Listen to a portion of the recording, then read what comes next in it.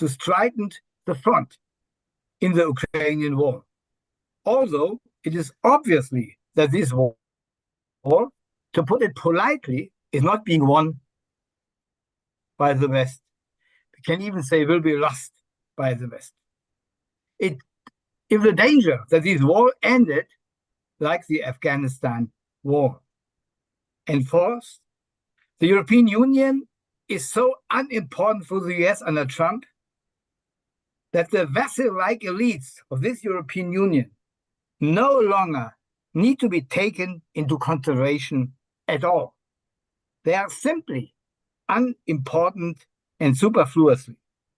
And the speculation that we can separate Russia and China by a negotiation development is, I think, an illusion of the European elites. The only role, fifth, the European Union can play and should pay is to pay for the reconstruction. And in the discussion is over 700 billion euro. And to provide troops, which have the wrong name, peacekeeping troops, and to help that BlackRock and the United States can make profit in Ukraine by getting the minerals and getting the soil. What are the consequences? The first consequence of the European elites is that they are trying everything to get a seat at the cat's table, which means to pay even more than it's in mind now. Second is that Europe, the consequences for the European elites, and this is the main result of the Paris meeting yesterday, Europe must become a militaristic factor in the world. Macron was speaking of the militaristic superpower. This means, first of all, 5% of armament rate by GDP, even when everyone in Europe knows that this is dramatic consequences for the social, ecological, and economic development of these countries. So speaking from the German point of view, 5% GDP for military purposes means for the German national budget, every second euro will go to the military.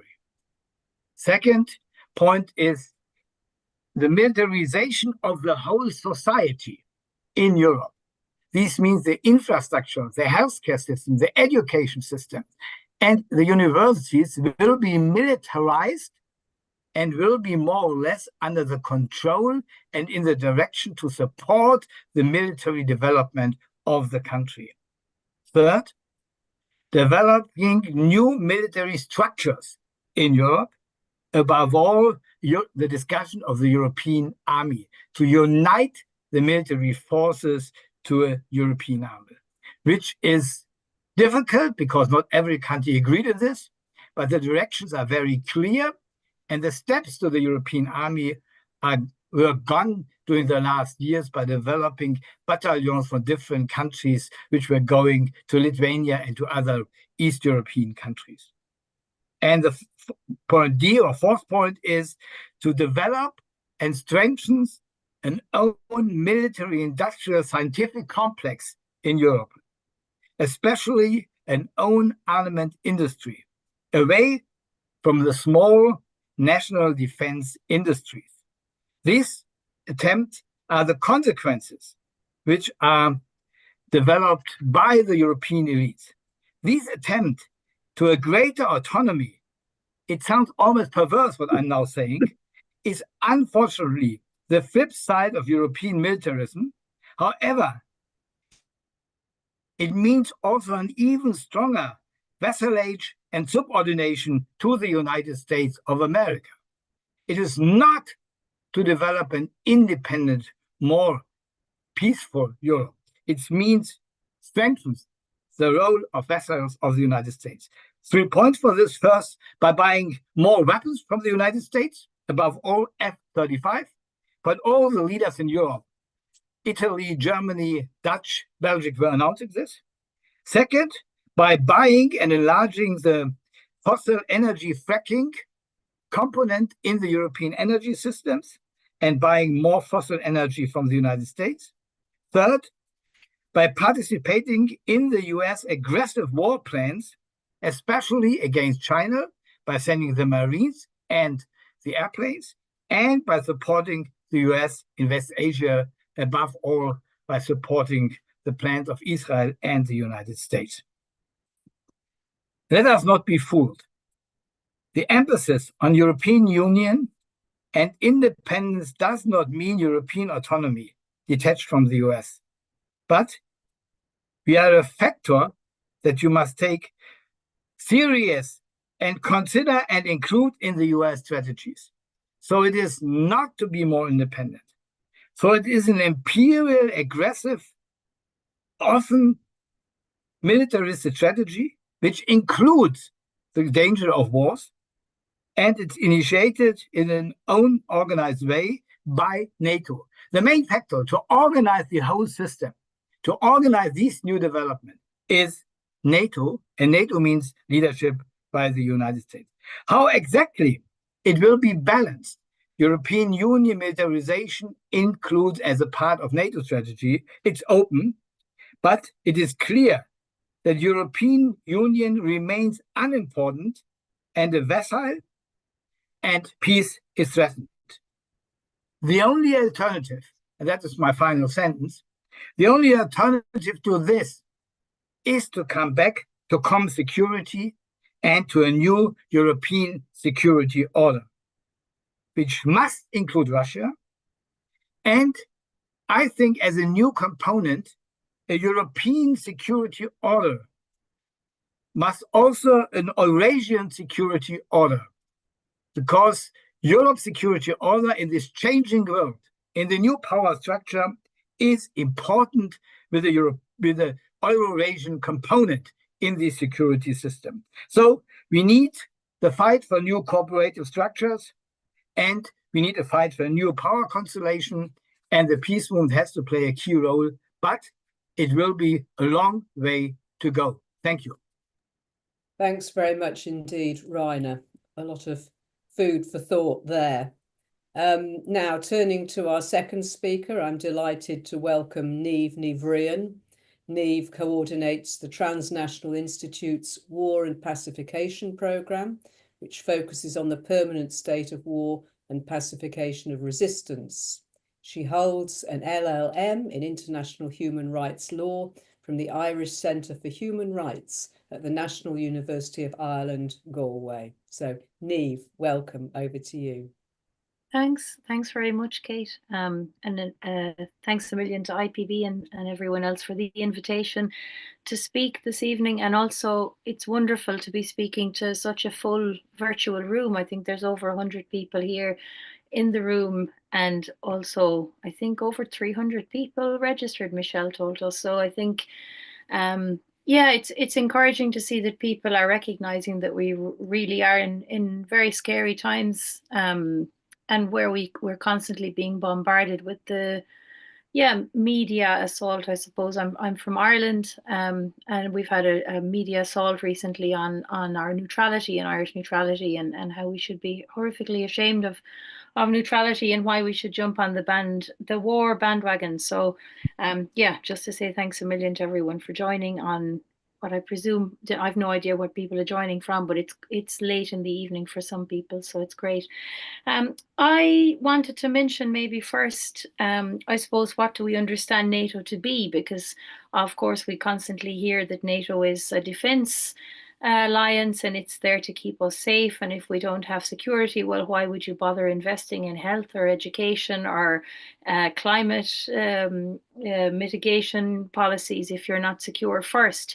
And this is the way NATO is often sold, and that is why so many people buy into the NATO narrative, because they're so good at selling what they claim to be doing. But I suppose what we know of NATO for the many years of existence is that it's a war alliance. It has been involved in horrific devastation, destruction, death.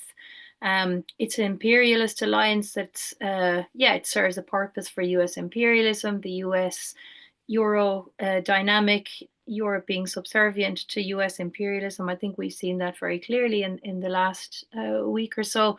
And also it's expansionist, and we've seen that very clearly with regard to Ukraine. I think the idea of NATO expanding eastward and the consequences that we've seen from that.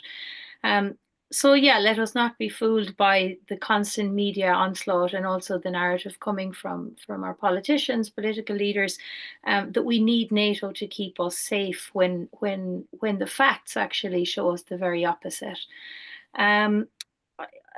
So maybe, yeah, just to set that out from the beginning, and then maybe just to dip in and out of a few things that have been taking place in the last few weeks. So I suppose the first point is that none of this, none of what's unfolding now is a surprise. I think we've been going in this direction for a long time. So today, for example, looking at news headlines before opening up this webinar link, and I come to the most recent article in Politico about the European Commissioner Šefčovič, Trade Commissioner, who is going to the US, and the headline is Europe's peace offering to Trump, and basically the idea that there'll be liquefied natural gas, cars and arms.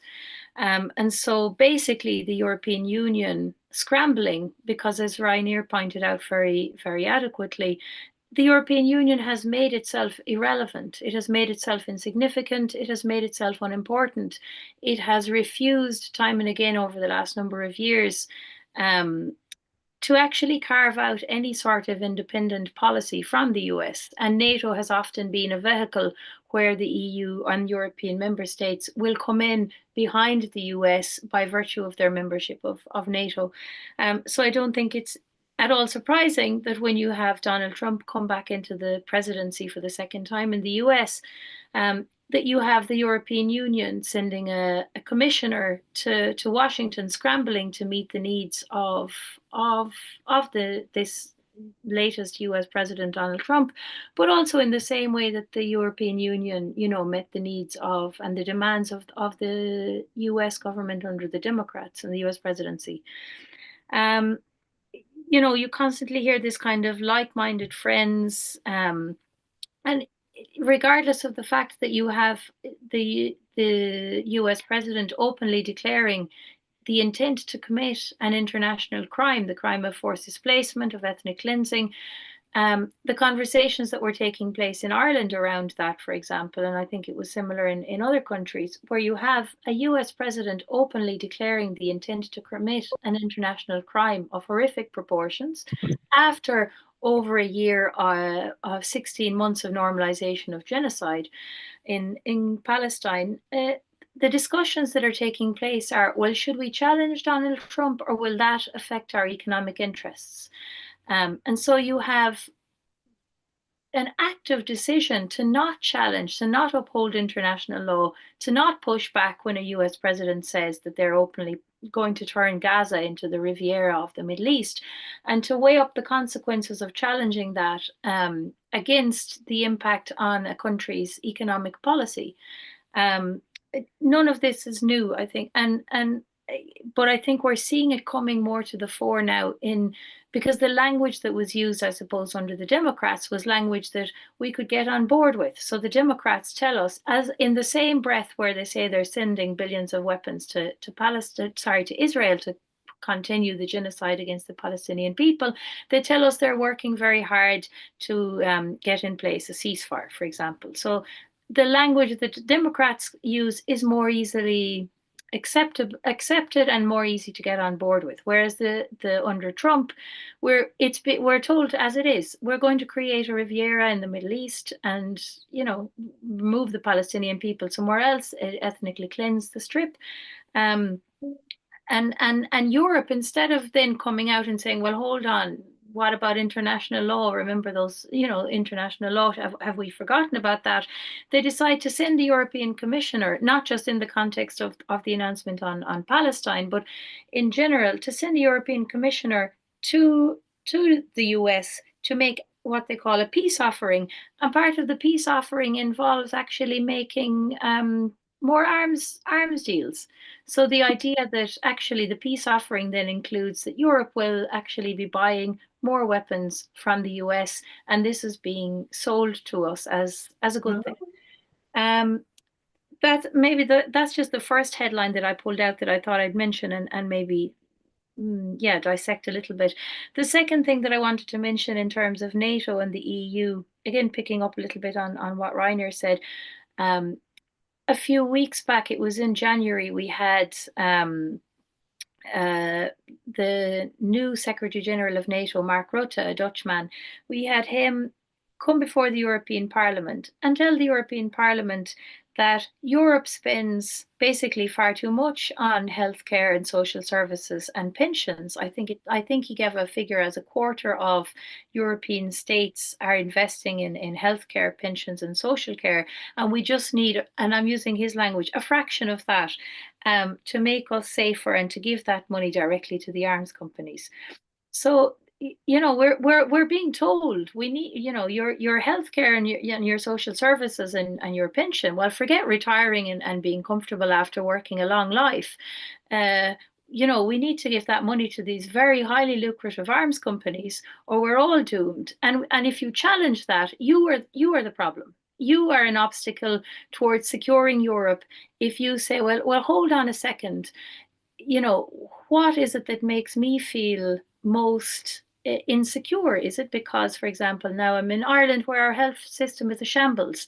In the taxi I got earlier on, the news again said that the date for the children's hospital in Ireland has been put back again. So we've no children's hospital that's functioning in the way that many other countries have. That to many people doesn't make them feel very safe. But there's this concocted notion of what makes us feel safe is lining the pockets of arms dealers who, make massive profits and not just make massive profits from private arms companies, but are now easily able to dip into vast pools of public funding. So you have the figure of 2%. A few years ago, the fact that countries would spend 2% of GDP on NATO was, it was a figure to strive to achieve this 2% target. Then it became the baseline. Now it's seen as not being significant at all. And in fact, we should be trying to achieve 5%. So this is all moving incredibly fast. And all of what goes along with this spending, whether it's the 2% or whether it's up to the 5% of the GDP, within the 2%, 20% of that under NATO stipulations, 20% of that 2% should be going to the arms industry, specifically for research and innovation of armament. So you again have the arms industry. It always comes back to the role that the arms industry is playing in shaping public policy. And this points to a crisis in democracy, I think, because in Ireland, for example, and I keep using Irish examples, but I think it's very telling because in Ireland we are officially a neutral country. We've not had an active military service or army in the way that other countries have. We've not had a massive arms industry.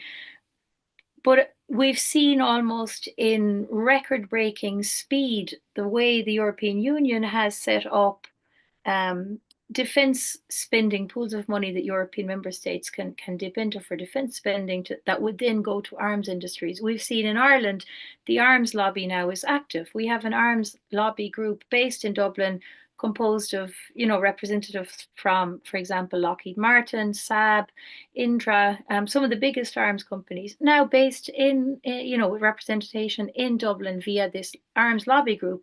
About 11 minutes, by the way. Okay, thank you. And that coincides clearly with the Irish government's shift in policy and telling us, and the media accompanying that shift, saying we need to, be done with neutrality. It's really not going to keep us safe any longer. So I think we really need to interrogate as well when we look at, NATO, war and economy, the role of this kind of war economy and the role of the arms industry in shaping policies. I think probably after this, we'll get on to discussing, maybe in the chat, and I'm sure Reiner will also mention, and others, the NATO counter summit. So maybe when we get on to kind of how can we push back against that, there's some actions taking place. The NATO counter summit. Another point I was going to make was more on the role of the UN and international law, as also something to revive, because we're really seeing with Palestine the normalization of genocide, the erosion of international law by virtue of taking direct challenges, also under Trump, to the international courts. We're really in dangerous and uncharted territory in many ways. So yeah, there are a few things, just a few points that I came to, Kate, and I'll leave it at that, and maybe we'll come back to some of them in the discussion. Thanks very much, Niamh. That's brilliant, and there'll be plenty of opportunity afterwards to discuss this more. So now turning to our third speaker, it's a really great pleasure to welcome Michael Klare to this webinar. Michael is a visiting fellow of the Arms Control Association and the secretary of its board of directors. He is also Emeritus Professor of the Five Colleges Peace and World Security Studies programme at Hampshire College, and he's a regular contributor for The Nation magazine. Welcome, Michael. Thank you, Kate, and welcome everybody to this conversation. I hope we'll help shed some light and hear back from people. I have to begin by saying it's very hard to know what to say, because we're all in a state of shock here in the United States.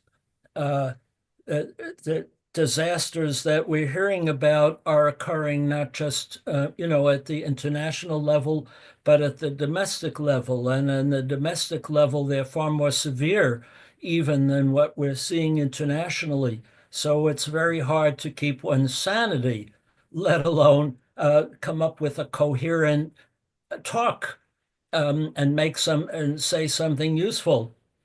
So I struggled with my presentation. I could list the disasters that are occurring and theorize about what might come next, but I see no point in that because things are changing so rapidly. What I'm going to do, I'm going to start by throwing out the proposition that we have landed on a new continent or a new planet, metaphorically speaking.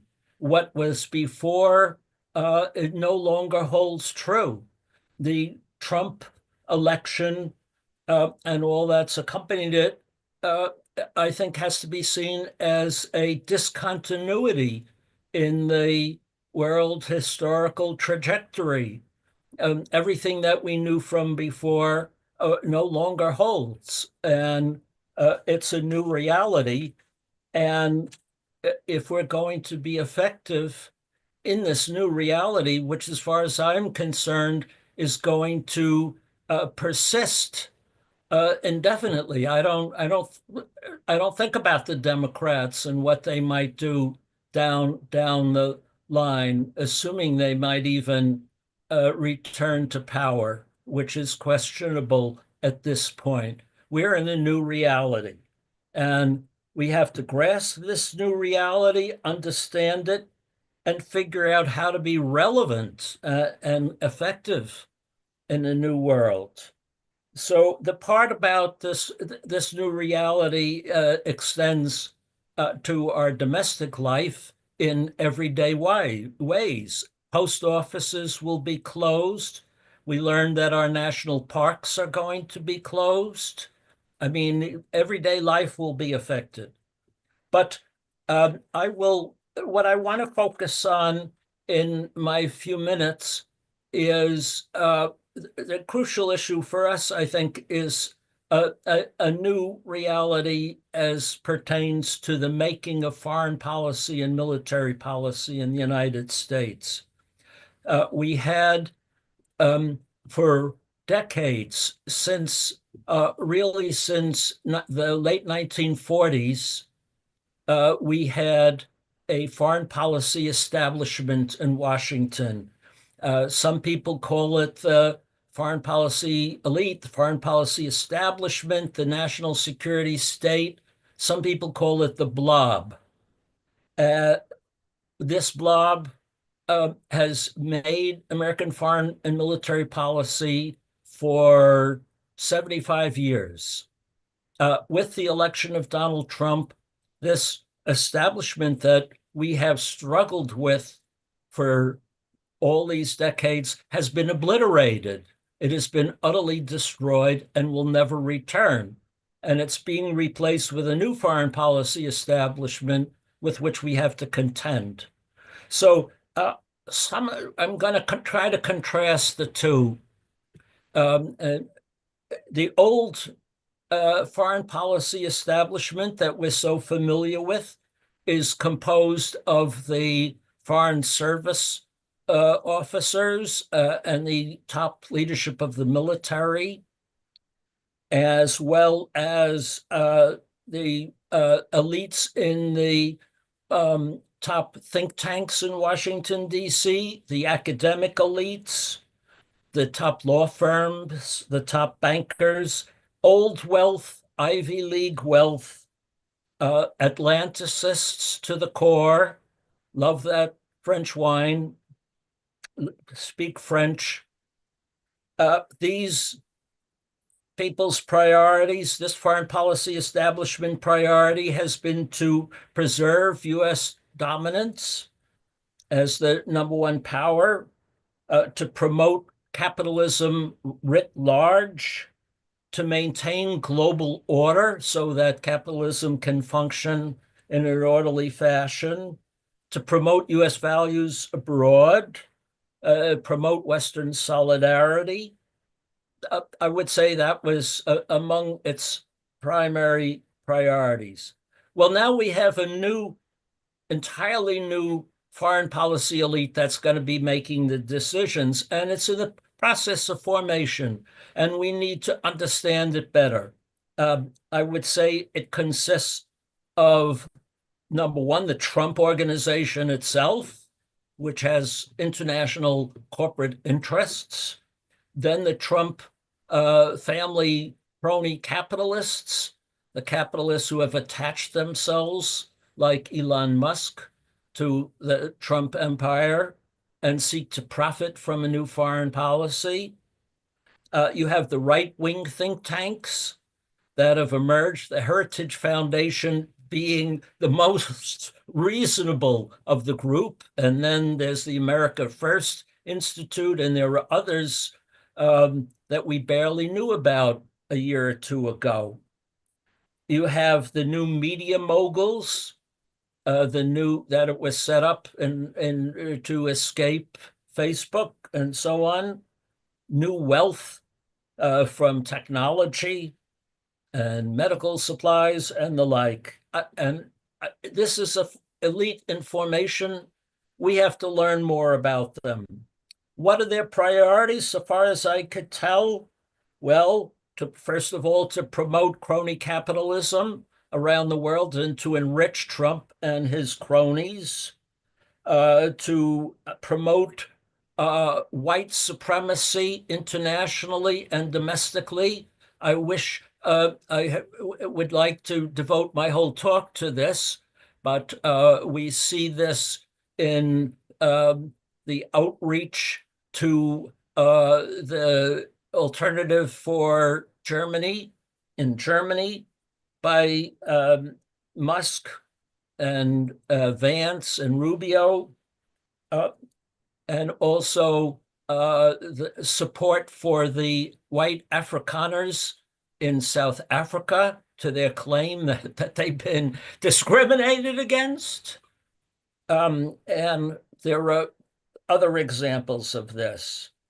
Their priorities is to plunder the world's resources, especially those that bear on the emerging artificial intelligence run world's economy, like rare earth minerals and lithium, to stop the flow of migrants and to promote the preservation of oil and gas as the dominant energy supply indefinitely into the future. What else can we say? Well, we could talk more. We could theorize and speculate about the interests of this new emerging elite. What I want to emphasize is that we shouldn't think that the old elite is still there and we could talk with them and have and accomplish anything that way. We can't. They're gone. We have to figure out how to be effective and accomplish anything with this new power elite that governs Washington under Trump. And that means totally new strategies. So I'm going to suggest briefly what some of those strategies might be. And people may think I'm off course here, but I don't see any other choice. So here are kind of the strategies that we should be pursuing. First of all, to encourage Trump, encourage them when their priorities align with ours. Now, Donald Trump has said that he wants to reduce the risk of nuclear war and to negotiate with Russia and China to negotiate nuclear arms reductions and controls to try to reduce the nuclear risks. I say yes, go for it. Let's support him in that and help him accomplish those goals. He's also talked about cutting defense spending. I've tried that and my colleagues and friends for 50 years without any success whatsoever to overcome the military-industrial complex. These people say they're going to do it, and maybe they can. So go for it. Let them go at the military-industrial complex. They say they want to return troops from around the U.S. troops from around the world and shut U.S. bases around the world. We've been talking about that for decades without any success. If they can do that, maybe we should cheer them on and say, go for it. They want to avoid U.S. entanglement in foreign wars. Well, I share that objective. And they talk about economic competition with China, but not military confrontation with China. We should encourage them. Yes, you could compete with China economically, but let's avoid war. Let's have negotiations. So that's our first pathway. Encourage them when they're pursuing goals that align with ours. Got 2 minutes left, Michael, by the way. How many? 2. Thank you. Our second pathway, I think, is to persuade these Trumpist elites, to persuade them for their both best interests to embrace our priorities. I think making Ukraine safe from Russia is a priority for us, but it's a priority. It's in their best interests. They want to exploit Ukraine's resources. I find that objectionable and for all kinds of reasons. But if exploiting Ukraine's resources will impel them to provide security assurances to Ukraine, to help protect Ukraine in whatever ways, military assistance at least, from invasion by Russia in the future. Yes, we should persuade them that it's in their best interest to keep Ukraine safe from invasion. So I'll quickly summarize the other places. a path to Palestinian statehood may sound like the last thing they're going to agree to, but it's in their best interests. They want to do business all over the Middle East, the Trump organization and the cronies. They want ties with Saudi Arabia and the UAE. Well, the only way to get there is to at least accept the notion of Palestinian statehood. So, yes, promote U.S. ties with the Saudi oil monarchs, if that entails acknowledging their demands for Palestinian statehood. Well, the third point, quickly, is our other task is to expose the contradictions and the vulnerabilities and the dangers in their priorities, expose their own weaknesses. For example, high tariffs. Trump thinks this is great, but it's going to damage the interests of his crony capitalists and the people who voted for him, like farmers. So let's expose how what Trump is doing is going to harm his own constituencies. Nail him on it.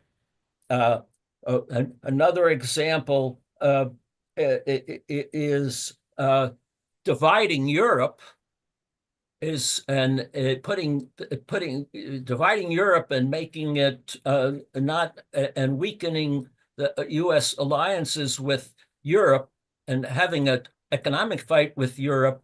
However good that sounds, that's a win for China, and China is their number one bête noire. So I don't like making that point about China and its global interests, but the fact is that what Trump is doing in Europe is a win for China, and in Africa too. So that's our job. I think we have to come up with a strategy to be effective in this new world, and do so in a way where we could find some leverage or some way to have some effectiveness in this new world. But whatever we did before won't work. So I encourage you to think anew and come up with new strategies. I'll leave it there. Thanks very much indeed, Michael. Lots of interesting views there and information. Thank you very much indeed.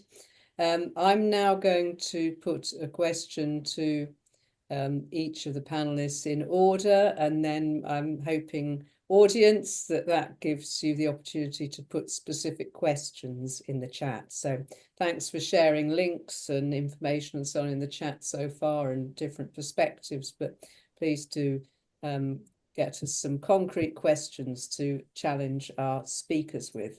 So Reiner, to you first of all, I'm going to pick up the points that you were making about European militarization, and obviously those of us in Europe or following Europe are aware of the divergent views that exist between the states of Europe, let's say, and differing approaches, differing levels of spending, of course, as well on the military.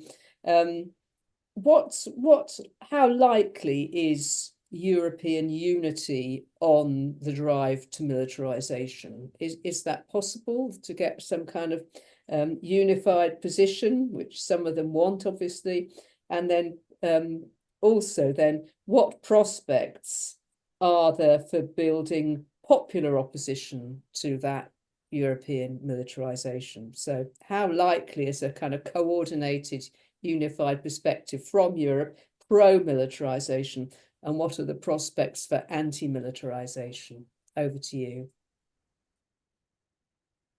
First part, yes, when you are looking to the last years, you can see that the militarization of the European Union is strongly going on. Since 2022, 2/3 of the European Union countries are spending now more than 2% for military spending. Even some countries over 4%, like Poland, quite 4%, all the Baltic countries and others.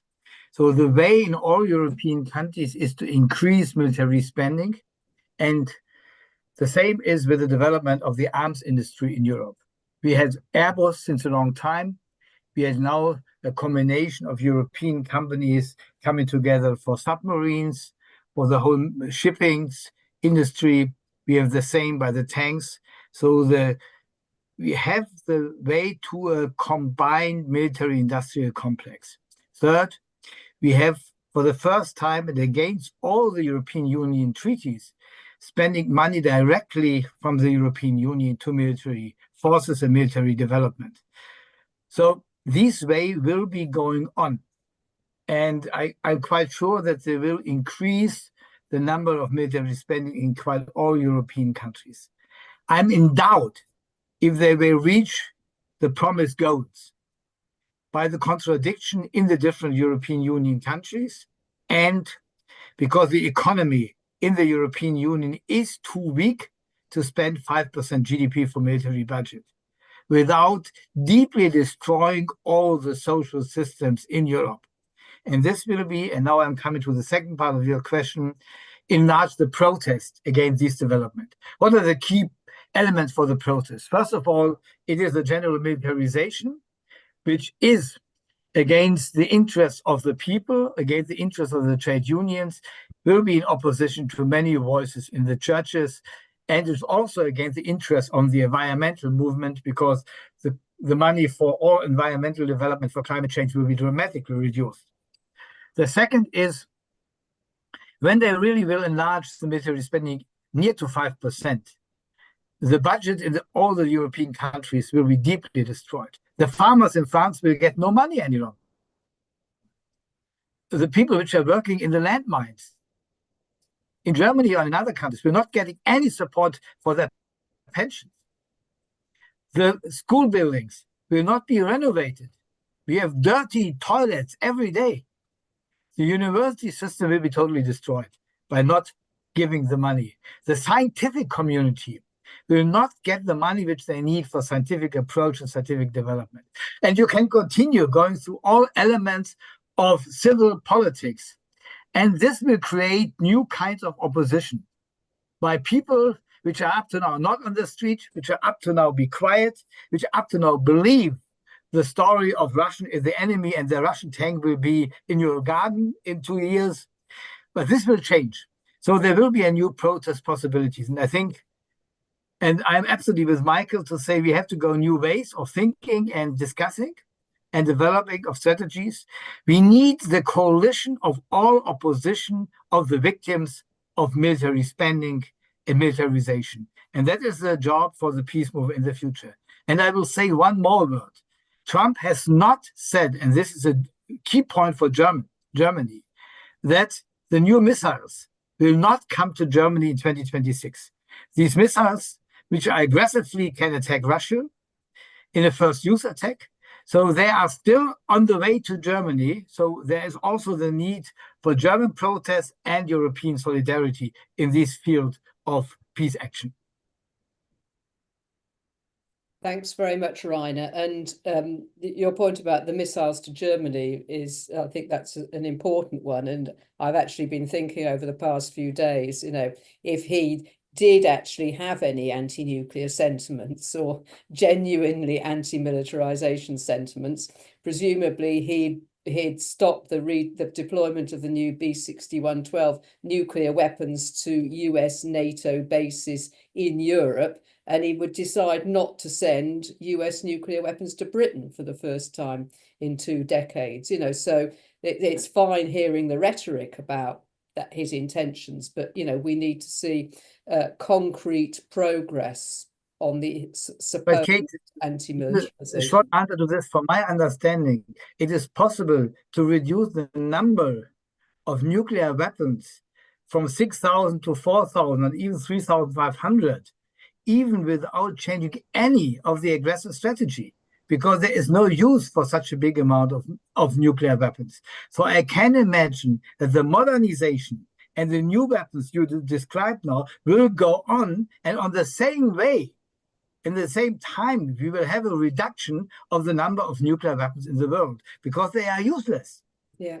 No, quite so. And in fact, there have been massive bilateral reductions between Russia and the US over the past decades by the New Yeah. START treaty. You know, he could easily renew that treaty, but still continue with new and more devastating weaponry and upgraded systems and so on. Thanks very much, Reiner. Now, Niamh, over to you. You talked about Ireland's neutral status, and this is something that's always been very interesting to the peace movement here in Britain. So how much pressure is exerted on Ireland externally to change that status? And you mentioned the arms lobby now in Ireland. Is there actually any public support for ending neutrality? And if so, to what extent? Thank you.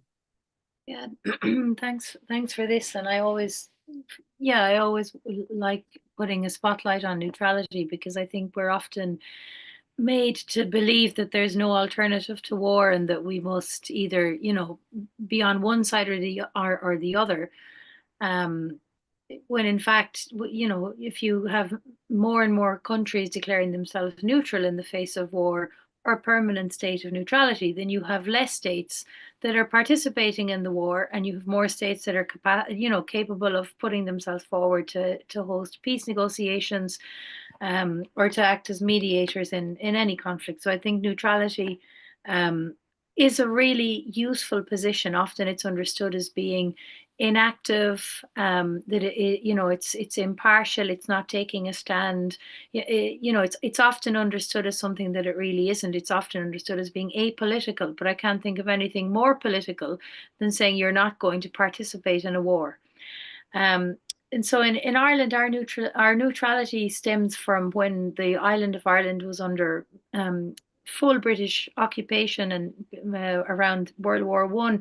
And neutrality emerged as a way of saying we will not participate in imperialist wars. And so for Ireland, neutrality was very much an anti-imperialist stance when our occupier, the British Empire, was going off to war. We said, well, we're not going to fight alongside a country that is actually occupying our island.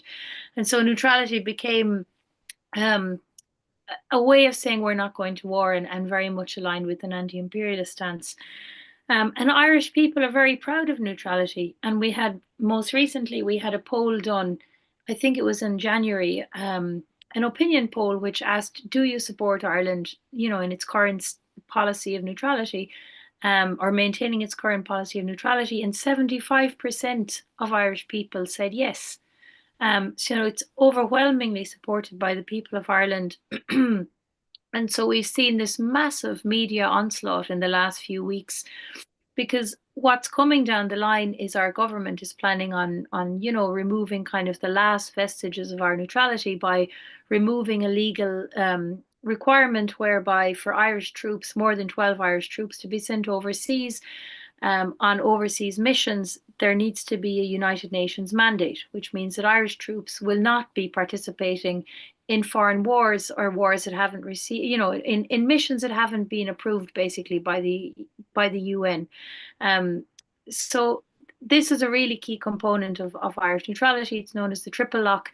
And the Irish government is planning on removing the triple lock. It's probably more complicated than I need to get into in this webinar. But the government has come up with all sorts of, argumentation to argue why we need to get rid of our triple lock, because they're terrified, because they know that Irish people fully support neutrality overwhelmingly. Most Irish people, I think, would actually believe that neutrality is enshrined in our constitution, because we feel it with such really deep conviction that we all grow up also believing that we're never going to be sent off to war, that we will participate in, if anything, we will participate as peacekeepers in peacekeeping missions. And that is changing, and the government knows that the people won't take that lying down. And so there's this kind of government alongside the media, alongside the arrival in Ireland of an arms lobby that's becoming more proactive. treating the people as though we don't know best, when I think going to what Reiner said, the people will, if they see that there's a 5% of the budget GDP going to the arms industry, that the people will say, well, hold on a second, how come I can't retire with my pension, or I can't go to a functioning hospital? But we have nuclear warheads, and we have submarines lining the coast, and we have, fighter jets at the ready, just in case, we happen to be sent off to war or whatever. So I think, yeah, the arms lobby there is an awful amount of pressure. The pressure is coming from all angles. I think very much there's the pressure from the US imperialism, the idea that the Irish economy is so interlinked with the US economy that, like I said, you can have a US president say, we openly intend on carrying out an ethnic cleansing and forced displacement policy, and the Irish response is, well, how might that affect our economy if we were to challenge that? So you have huge pressure, but you also have cowardly political leadership. I mean, the Irish political leadership, if it were to represent the Irish people, we would already have enacted what's called the Occupied Territories Bill to stop trading with Israel.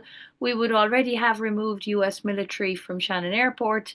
But we have a cowardly government that is subservient to US interests, US imperialist interests, and so that's the pressure that's bearing down on neutrality.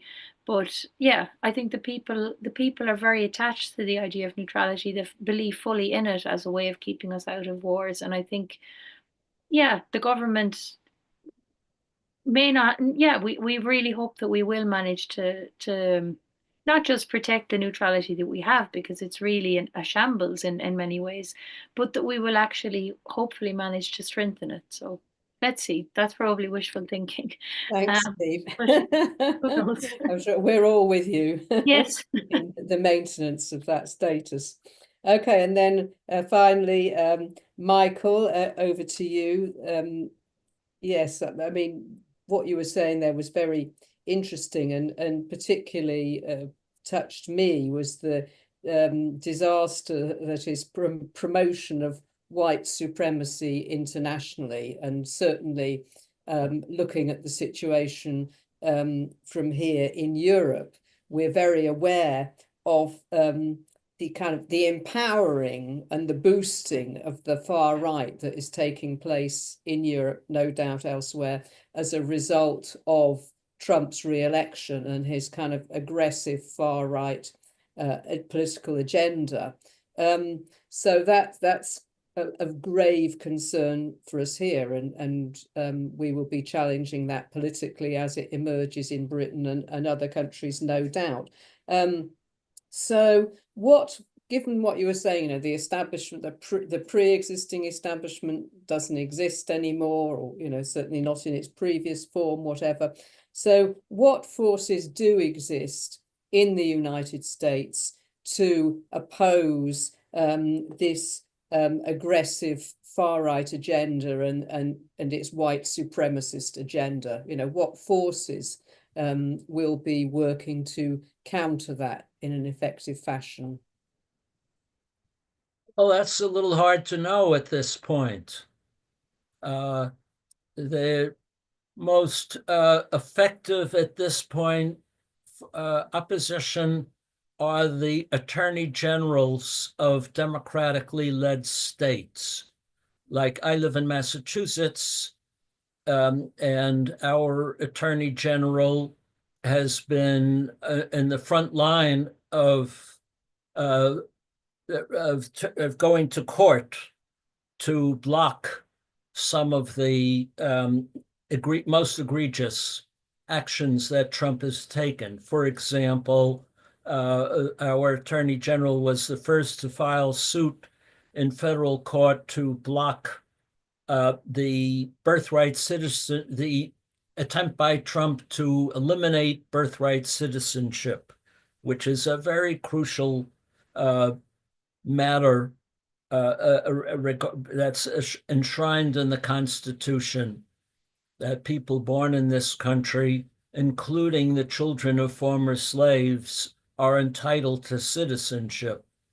And to strip that away is an attack on civil liberties. So it's the effort. It's right now. It's in the courts where there is any opposition. Nowhere else, because there's nowhere else where you could do anything. So we will have to see how that plays out over the coming months.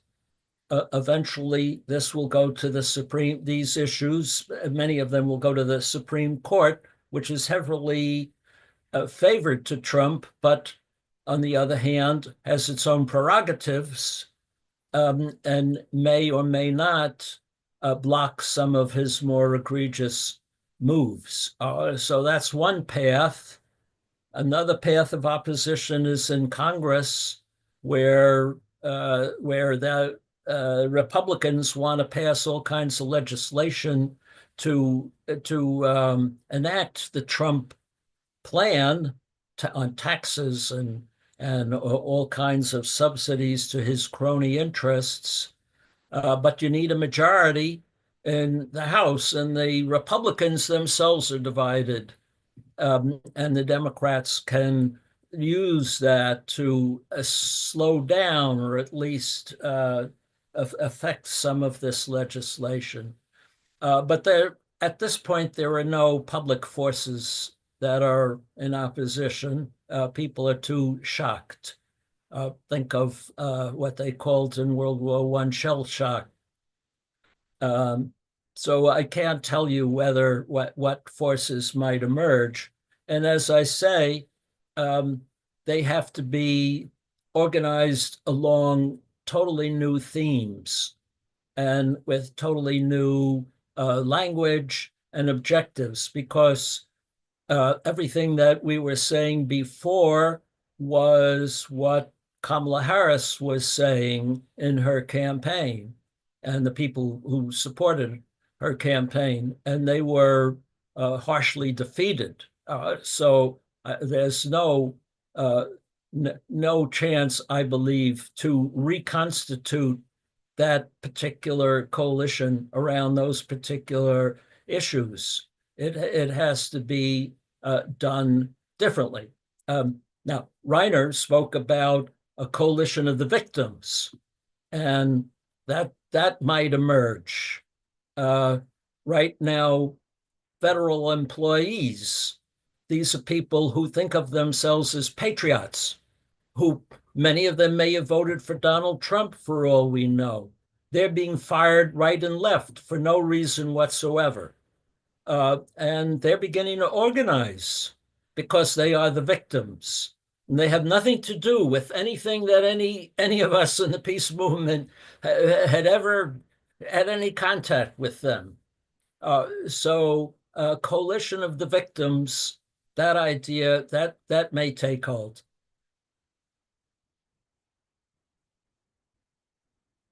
Thanks very much indeed, Michael. Yeah, and of course we are early days, as people are saying. So we have to, in one sense, have to see how things evolve and to see what the actual facts will be.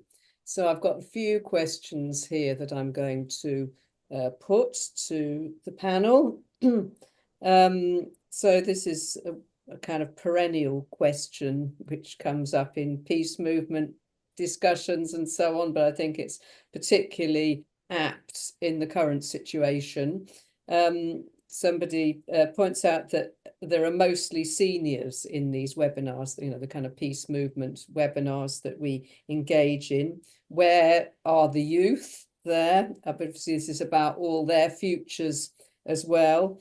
And of course, we do tend to see that in terms of opinion polls and so on, that young people are often very much more progressive, more anti-war on many issues. I mean, it may be different from country to country, but certainly here in Britain, we do always see that the younger generation are much more open and more in advance and pro-rights, pro-law, anti-war, anti-fighting than the older generation. I don't know if that pans out elsewhere.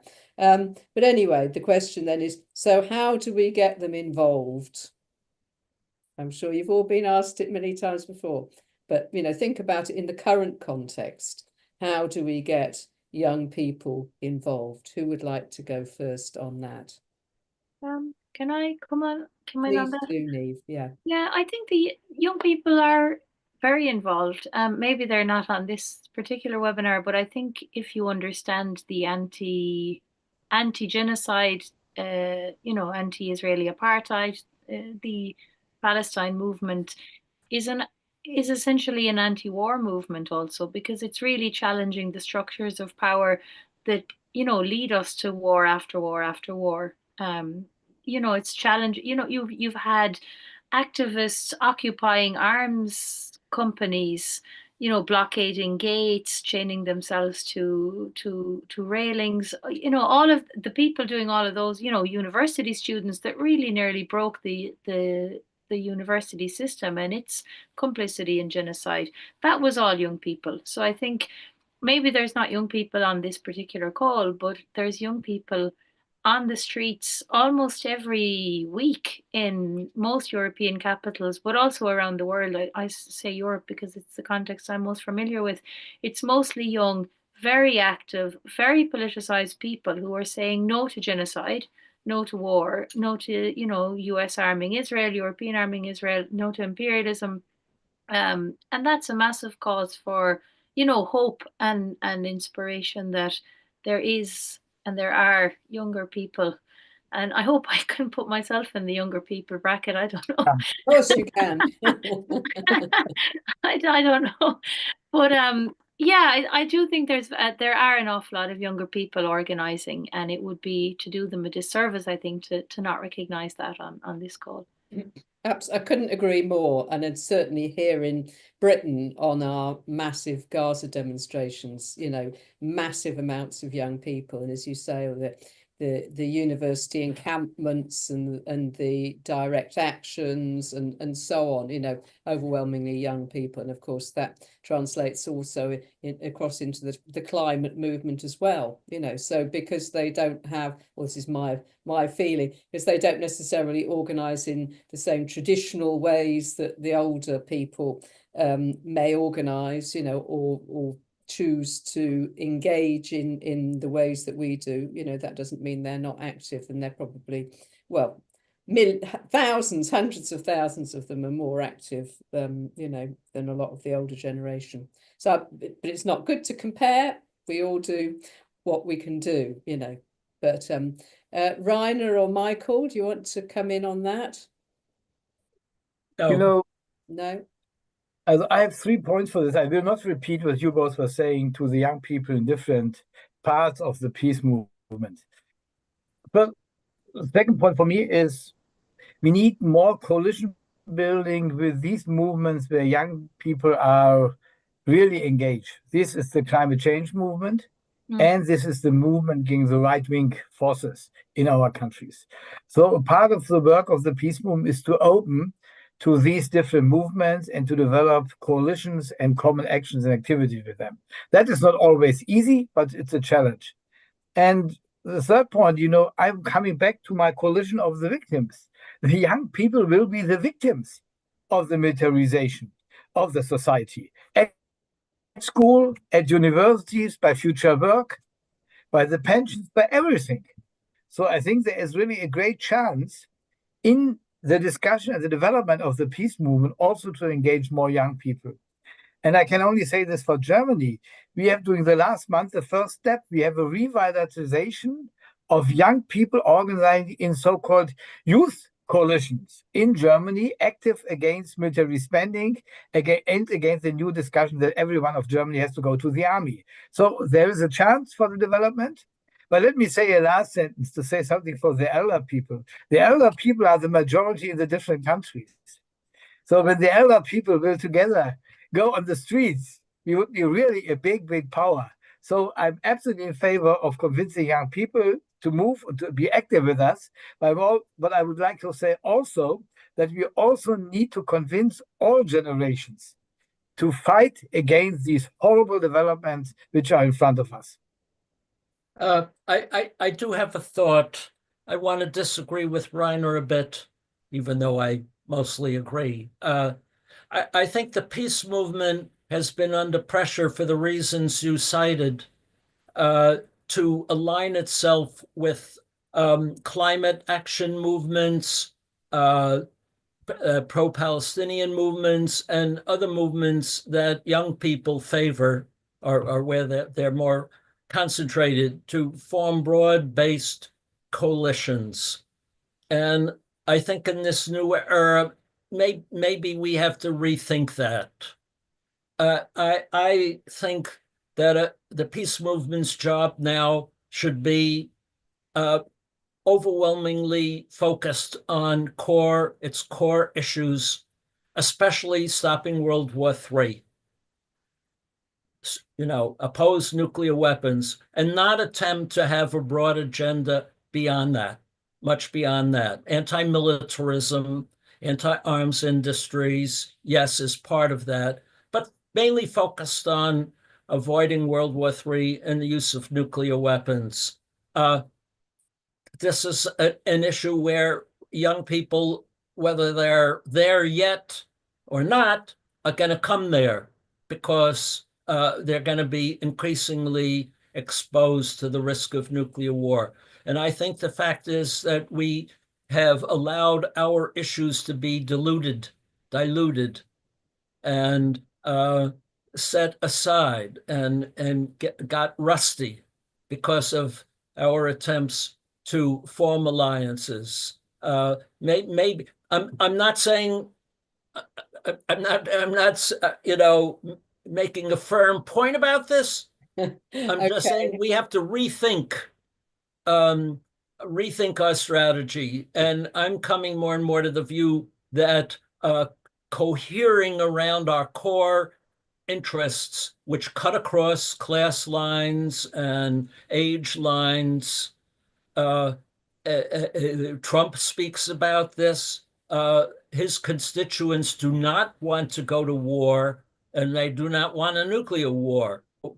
I'll stop there, but focus on our core interests. Okay, so before we go on to the next question, with the greatest respect, I would just say I couldn't disagree with you more. But it's for discussion. I mean, alliance building is so fundamental to the movement here. But anyway, we can have a webinar about that another time. So, but all opinions welcome here, obviously. So I'm going on to the next question, which is an interesting one, given the changing nature of the world and the sort of differing balances, unipolar world and so on. How do we do peace in a multipolar world? So we have kind of traditional kind of peace movement allies and links and all that kind of thing. What opportunities do we have for greater cooperation with the global south, both in terms of states, because of course, let's not forget that pretty much the entire global south is already self-organized as nuclear weapons-free zones. So there's a big kind of anti-nuclear pro-peace force there, but also with the movements from the global south as well. So would anyone like to talk about, context of the multipolar world, and opportunities for greater cooperation, and how we could undertake that? I do, but maybe somebody else go first. Okay, Reiner, over to you. Yeah, I think this is a question above all for someone who is coming from the International Peace Bureau, because this is our job. First of all, I'm not discussing coalition building in the multipolar world. I'm discussing coalition building in the fight for the multipolar world. And I think what we should do is to enlarge deeply our context to the global south. This means we have to do cooperation and engage the organization and the peace activists and social activists from the global south in common activities.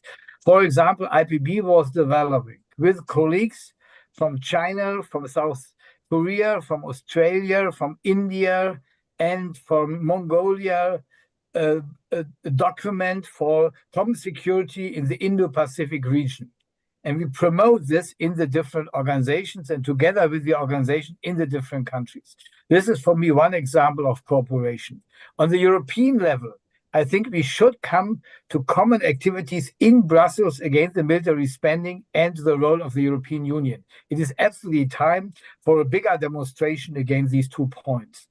So, and we should try to develop contexts, even in small peace groups, local groups, 2 local peace groups in the partner cities of these peace groups in the different countries. So there are many possibilities for getting in contact with social movement and peace movement in the other countries. That is definitely important because we need this world coalition of peace activists. And, you know, we have successes. The Treaty for the Prohibition of Nuclear Weapons is successful because we had the common fight of the peace movement all around the world, together with parliamentarians and governments for this agreement. And I think when we are discussing about avoiding the Third World War and the nuclear war, I think we definitely have to enlarge our contact to the organizations in the global south. Thanks very much, Reiner. Who would like to go next? Or it's not compulsory. Michael, well, I'd like to speak on this, but okay. If Yeah, Niamh and then wants to over go. to you, Niamh, afterwards, if you want to. Yep. Michael, over to you. Well, good. Gives me a chance to continue what I was saying. Let me clarify what I said. I'm not opposed to coalition building at all. I'm opposed. What I was suggesting was when coalition building becomes an end in itself and we abandoned our core work. And there is no peace movement in this country to speak of. There are remnants.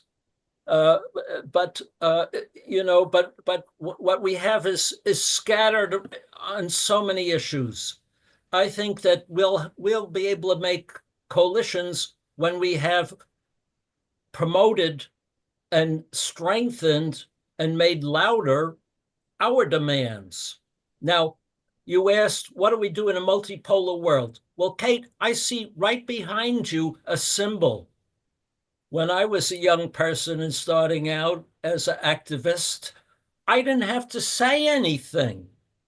All I had to do was show that symbol behind you of CND, and everybody in my generation understood exactly what that meant. No war, no nuclear weapons. We've lost that common sense of purpose around opposition to nuclear weapons and nuclear war that was universal. And we had a symbol. You have it behind you, Kate. But that kind of universal approach has been lost. So in a multipolar world, what we have to do is to recreate that kind of mass movement against nuclear weapons and nuclear war. And because there are people in China and Russia who are just as afraid of it as we are. Thanks very much, Michael. Thank you. And thanks for drawing attention to the fabulous. I hope you could see I hope you could see behind you what I see. Yeah, of course. Yeah. Beautiful symbols. This was a massive demonstration that we had a few years ago. Okay, thanks very much. Niamh, over to you. I didn't really have much to add. I suppose maybe just on the coalition building, because it's something that's I think also interesting to mention. And I think that Michael makes really important points. When it becomes an end in and of itself, you lose the substance that you're trying to combat, I think, to begin with. But I think maybe the way I've seen it unfold in the Palestine circles is that people who may not beforehand have been so aware of the extent to which war, and is really not that far away. Actually, they've become much more aware. So by becoming first involved in Palestine and Palestinian activism, because they simply cannot sleep at night and deal with the fact that we have normalized genocide, then they become much more aware, I think, of the other wars and violence and the role of the arms lobby and all of that. People become more politicized through the Palestine movement and take on, and I've seen that much more in Ireland, that it begins to morph from maybe a solidarity with Palestine to really taking on the arms industry, and like, for example, stop arming Israel, and kind of how that can expand out. But I do agree, we shouldn't dilute our demands. We have to be really solid in our demands as an anti-war, as a peace movement. And sorry, that wasn't really in response to No, the that's question okay. at all, Kate. But I think it's interesting because the conversations, I'm always struck whenever I leave Europe, how the conversations taking place outside of Europe on questions of war are completely different. If you travel to Colombia, where I go quite often, or Latin America, where I've lived for many years, they're having completely different conversations than the ones we're having in Europe. And we can be very Eurocentric, when in fact a lot of our, you look at the impact of our Eurocentrism and how that plays out in the dynamics of war, and militarism and arms exports and all of that. So I think that any kind of move to peace in a multipolar world must be led by people, or at least taking into consideration the conversations that we're having, that people are having outside of Europe, actually, because they're completely different conversations, and we need to take those into account. Thanks very much. When I was talking about the coalition stuff, I wasn't in any sense meaning dilution. No one is in favour, I'm sure, of diluting our demands. We tend to see it as a kind of expansion and engagement, really. That's the important thing, and working with allies where we have kind of shared goals, but coming at it from different perspectives. So there's been some references in the chat to the trade union movement, or the labour movement, as whatever you call it, and the importance of that. And we have very strong alliances here in Britain, the peace movement, with many of the trade unions. Many big trade unions are affiliated to the Campaign for Nuclear Disarmament, and one of our most popular slogans, actually, you can see it on that blue banner behind me, NHS, not Trident, National Health Service, not Trident. And that's a kind of common shared goal. We don't want spending on nuclear weapons, we want spending on the National Health Service, so that's a kind of an example of the alliances that have been so important for us here in Britain. So turning then to the final question, we've just got a few minutes left, so if you'd like to just make very short comments, please, panel. There's been quite interesting chat about this going on, about US commercial interests, and thinking about how dynamic the boycott, divestment and sanctions movement is here in Britain, no doubt elsewhere, in support of the Palestinians. Should we boycott US commercial interests? So that's your final question, panel.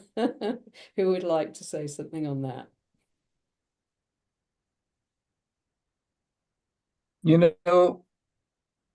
Maybe we start a discussion about this.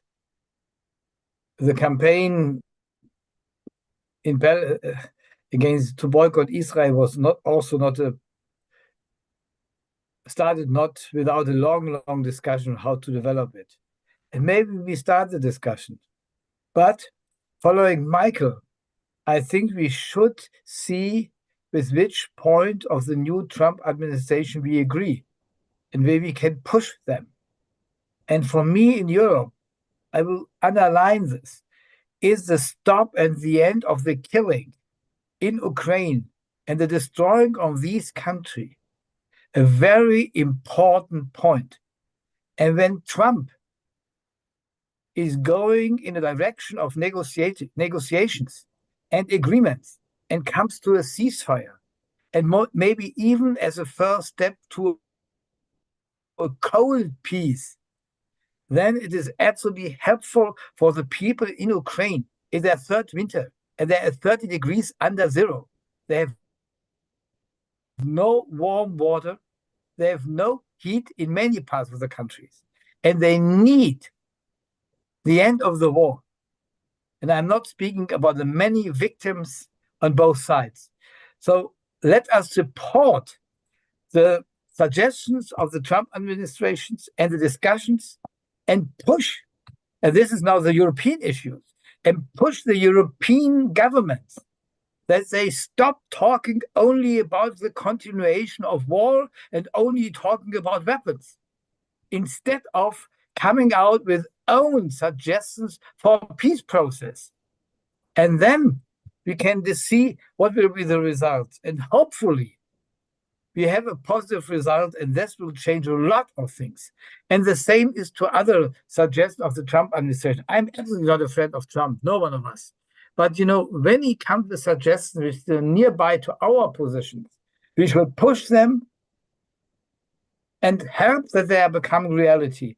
And when boycott helps to be successful, then I'm for boycotts. When boycott destroys and stops the ways to peace, then we should think about it.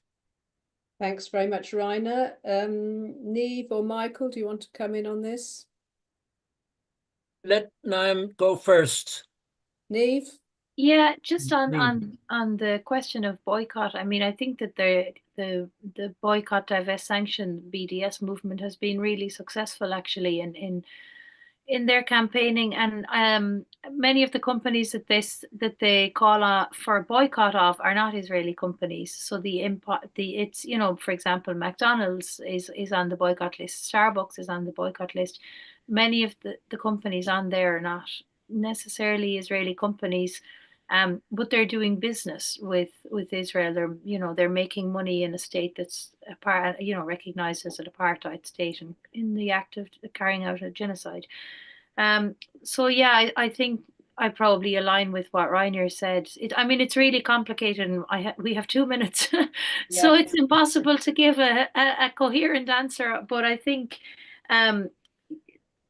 you can't win every battle. You have to choose your battles. And I think that if I was to decide today or tomorrow how to implement an effective boycott strategy, I would continue implementing the already very successful BDS campaign that's enacted against Israeli apartheid, and focus all my efforts on that rather than beginning a new campaign that might focus in on the US. That's a very short answer. Thanks very much. Short is good. Yeah. Okay. Thanks very much. Michael, over to you. Last word. Well, any boycott that's directed against the US would be an utter disaster.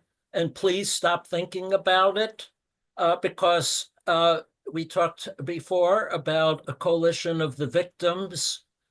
Most people in the United States would feel that such a boycott was anti-US, anti-them, and would react in a hostile fashion. It would be a gift to Donald Trump. You want to make Donald Trump happy? Call for a boycott of the US.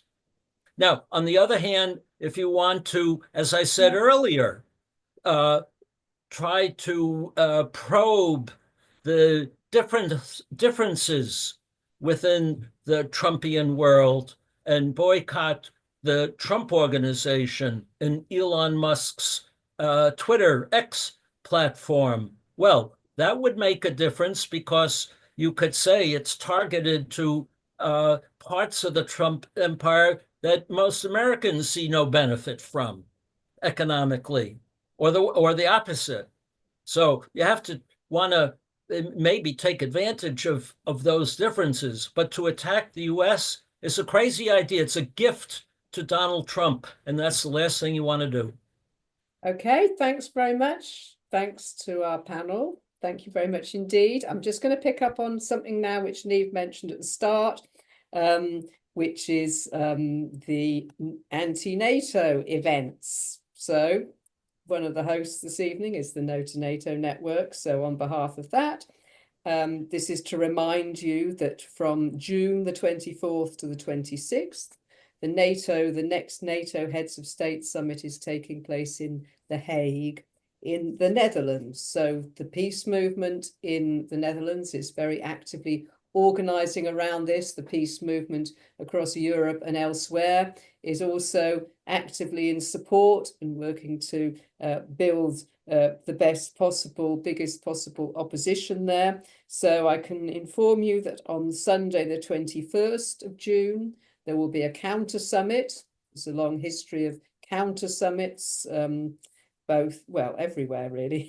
Wherever these events take place, there is a counter summit that will take place on Saturday, the 21st of June, and that will be followed on Sunday, the 22nd, by a big united demonstration against NATO. So please do start putting that in your diary. If you can't get there yourself, please do organise an anti-NATO protest or demonstration or action in solidarity with the counter summit event. So on that happy note, thank you all very much indeed for your attendance and participation this evening. Thank you to our excellent panel, and thank you to our technical hosts from the International Peace Bureau. Many thanks. Bye-bye, everybody. Thanks, everyone. Bye-bye. Bye. Thanks. It was a great event. Thank you.